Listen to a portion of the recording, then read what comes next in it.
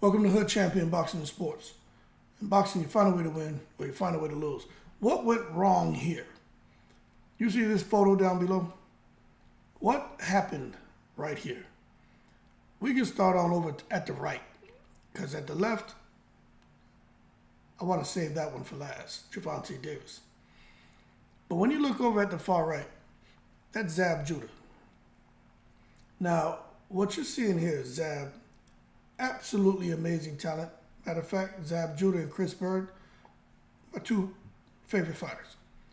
But Zab Judah, it's kind of eerie seeing him here in this photo with these guys when they were much younger and really, bubbling up in their careers.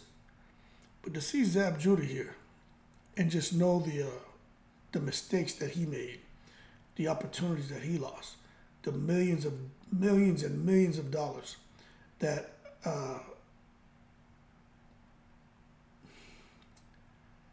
it didn't even like the $1 million went through his hands, like the millions and millions of dollars that that avoided him because of his poor decisions, right?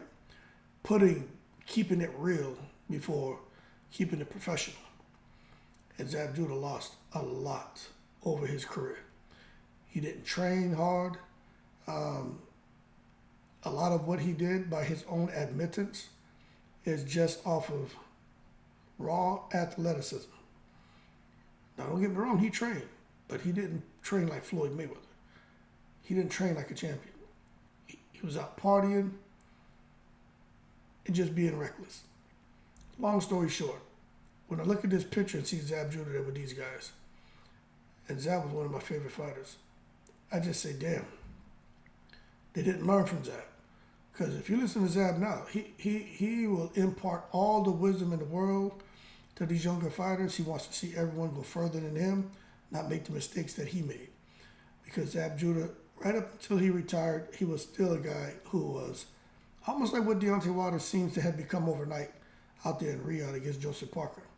A guy that any fight you put him in, he has that chance with that left hand.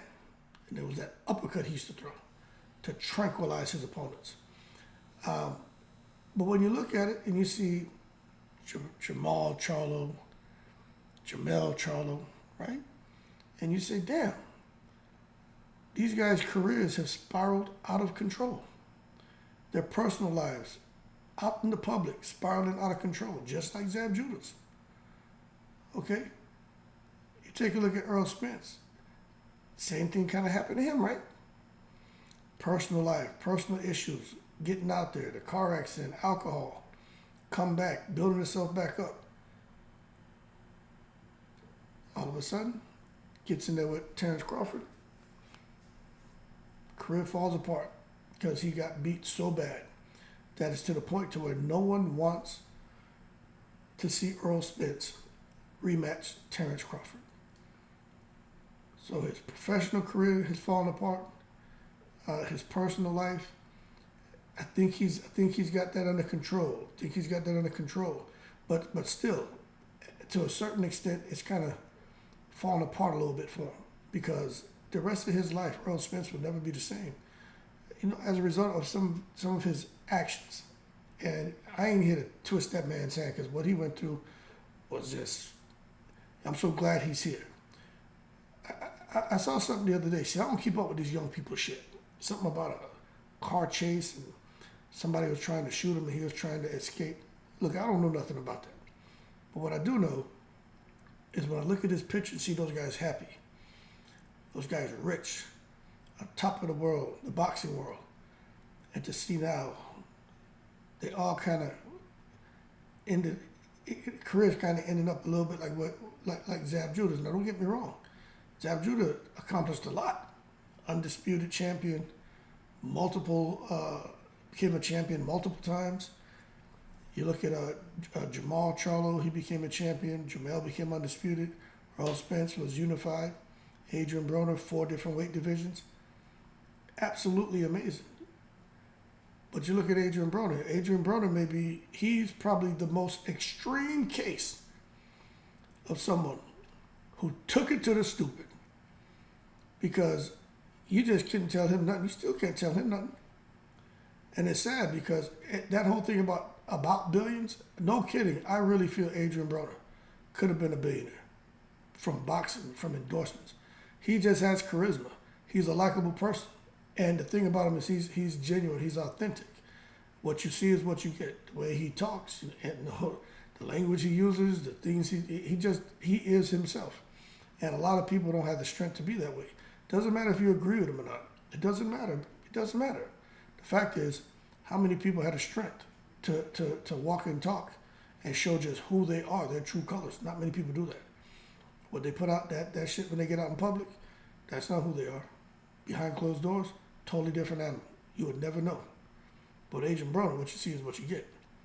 But just to look at how his career went, again, not taking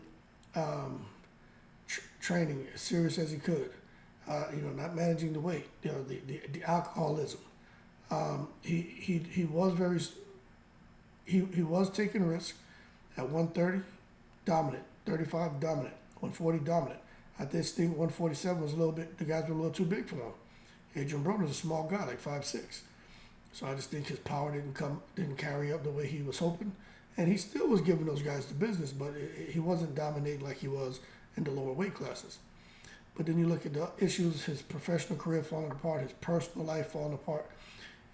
All of these guys have been plagued with that. But then you look at old Gervonta Davis, still hanging on, still holding it down. Now, Gervonta his professional career has never dipped. If anything, Gervonta Davis has gone on, and just where he is right now, Gervonta Davis has made gazillions of dollars. Now, for those of you, like the younger audience who's like, your pocket watching the Hood Champion, man, go over to one of these other bozos YouTube pages and talk that dumb shit over there, right? We have conversations over here. The bottom line is a lot of people have an issue with Gervonta Davis because in his professional career, he's doing what he wants and he's winning, going all the way to the bank, which at the end of the day, that's really what it's all about. The legacy matters. Gervonta Davis has already established legacy, whether you want to like that or not. Okay, he already has 130, 135, 140.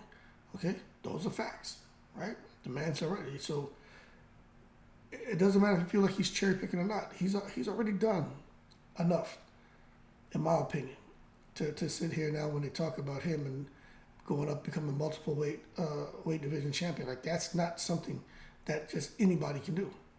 Now, should he take more challenges? Yeah, stiffer challenges?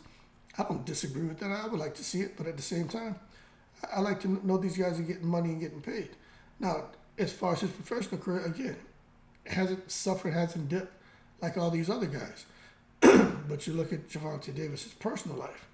Someone that's been out in the public, made some mistakes, okay? But you see now, something happened here where Gervonta Davis, I think that move he made, I can't question his move to seek religion, right? I just hope that he sticks with it, and I hope everything falls into place for him. Because if this move he's making, right, which we can't question it, if it's genuine, authentic, it will provide structure for how he lives and how he moves.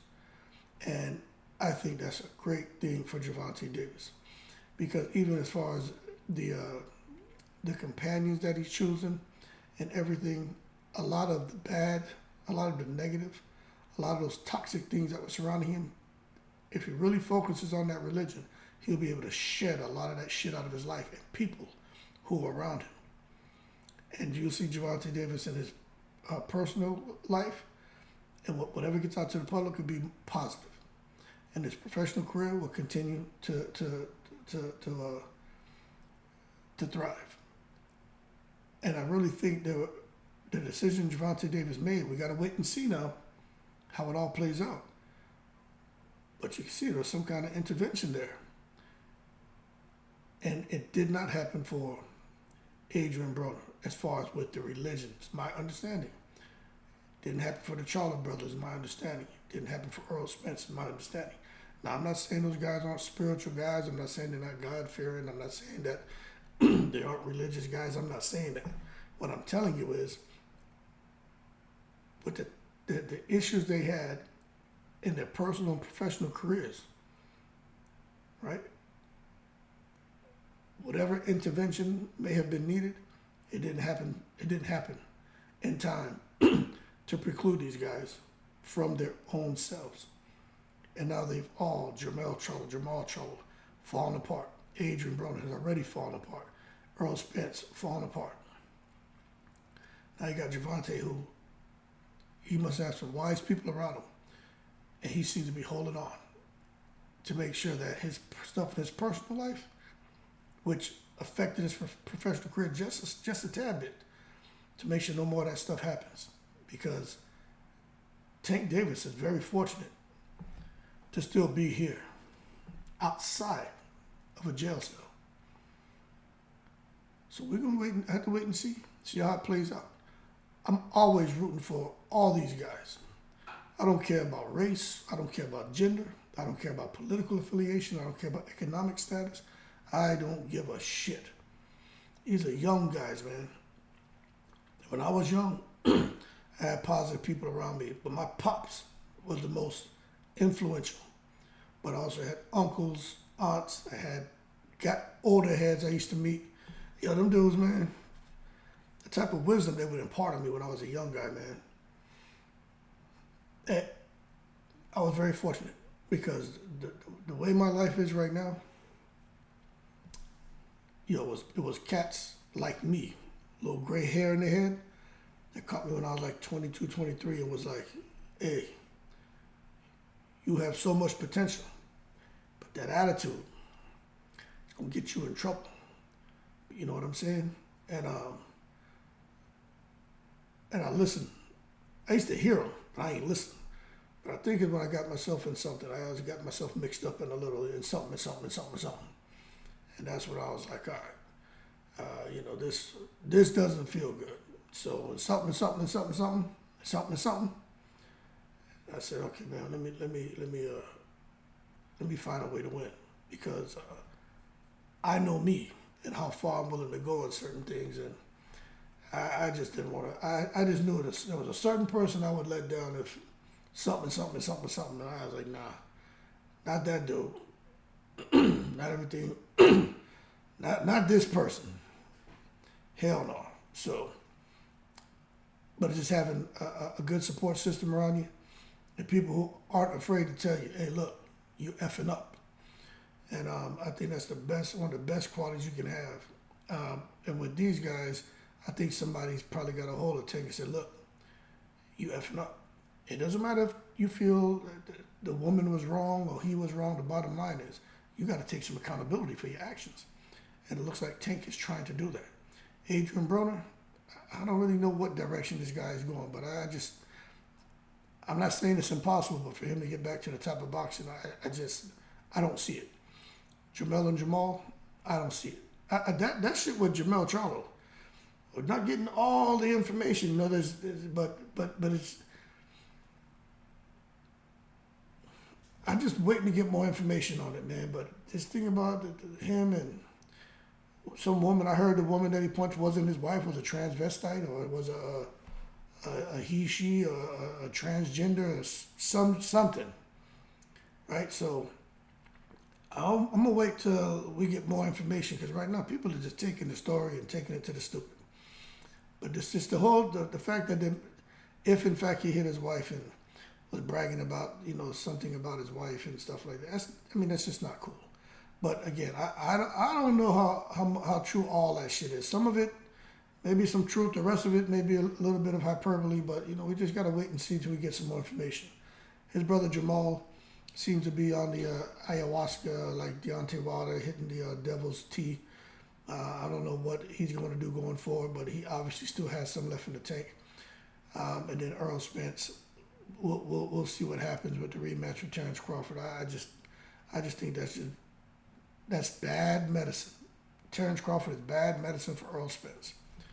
So that being said, when you look at what went wrong here, I just think with some of these guys, there wasn't any. They're not taking accountability, and they didn't do it in time. And I think there wasn't the right intervention. And I just really feel Tank Davis out of all of them, right? Because Tank was right there, going through the storm, just like all those guys, right? Certain points in their career, some of them recently, going through the storm, right? And they just weren't able to get out of that storm unscathed.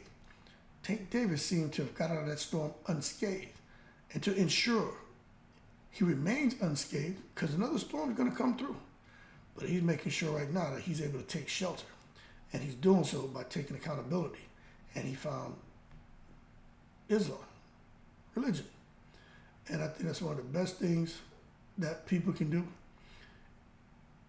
Because I'm not a guy to sit here and talk a lot about religion, but I do feel if you have someone who doesn't know what direction they're going in life, there's no structure, there's no expectation, and then all of a sudden you give them religion, no matter what religion it is, right? If they follow that, that will give them a certain amount of structure. And I just think for Tank Davis, it could work out. But let's just sit back and wait and see. And I'm not saying the other guys don't have that. What I'm saying is for me, with what little bit I know, because I don't know the rest of their situations. I just know what little shit that I read out here, what I'm seeing about Tank, because it seems to be the intervention that's happening at the right time before he ends up like the Charlo brothers, kind of like Earl Spence ended up, Adrian Broner, and even Zab Judah. So let's see if he gets ahead of the potential troubles that are lingering. And let's see if he can make sure that his personal life continues to bubble up the same way his professional life has in the past and seems to be continuing on that same path. Y'all keep cool. Shout out to the veterans, all 7 continents. Oh yeah. And for those of you out there who's still hating on this guy, you better keep his name out your mouth. If I have him, if I let him know your location, and he come out there and windmill on you in the breeze.